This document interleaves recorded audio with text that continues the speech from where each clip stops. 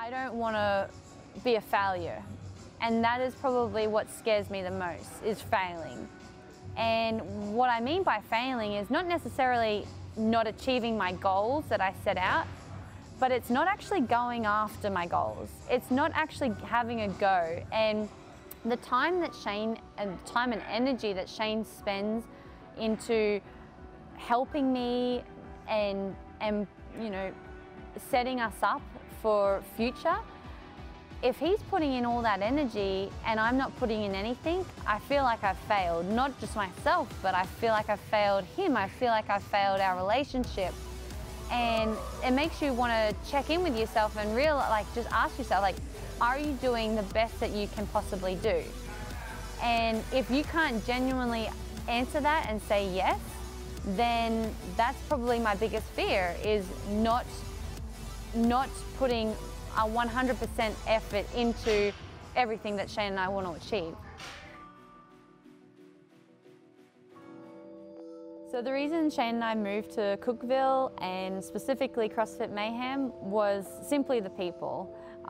They are just so kind and welcoming, and everyone is just, they're so happy to be where they are in their lives. And for me, I think that that's so important, because making sure that you're successful in your life choices, you have to be happy. And for me, that's something that when we came to Cookeville previously, we felt like everyone was just super friendly. They were so happy.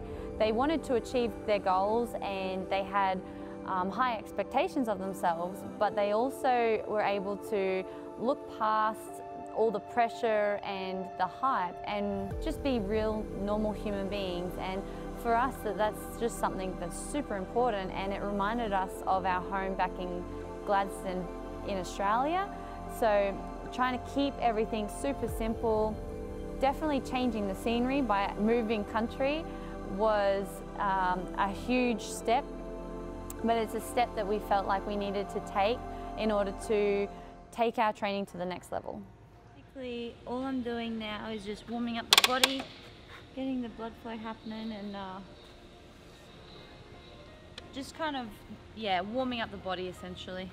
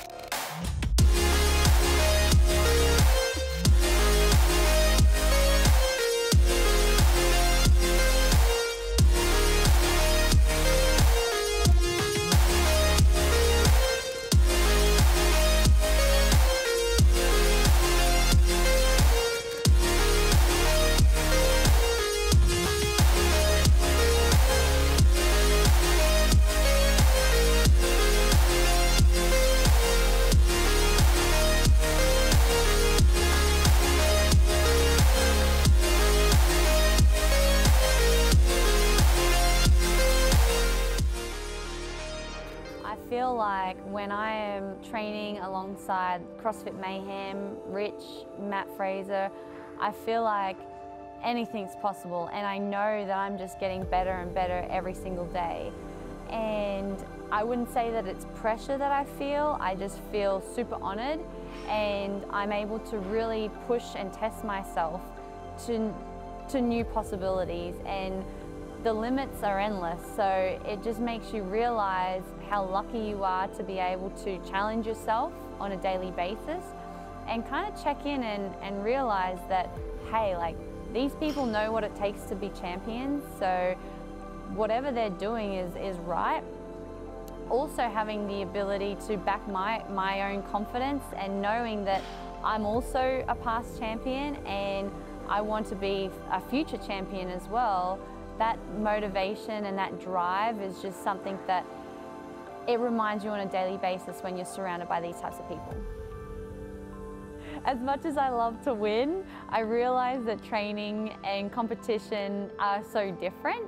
So I don't ever get down on the losses throughout training. However, I feel like they're learning curves, and it's a great way to kind of reassess and realize, you know, certain things that I can improve on in order to be much better at those particular movements, or to be faster within those transitions. And I mean, I get my fair share of workouts in as well, so I think it's definitely healthy, and I know Matt and I, we love going back and forth to each other and kind of rubbing our noses in the dirt a little bit. We have 5 rounds, 20 wall balls, 5 deadlifts, 5 burpee over the box, and 20 GHD sit-ups. 20 pounds for the wall balls and 300 pounds for the deadlifts. I love deadlifts. It's gonna be heavy though.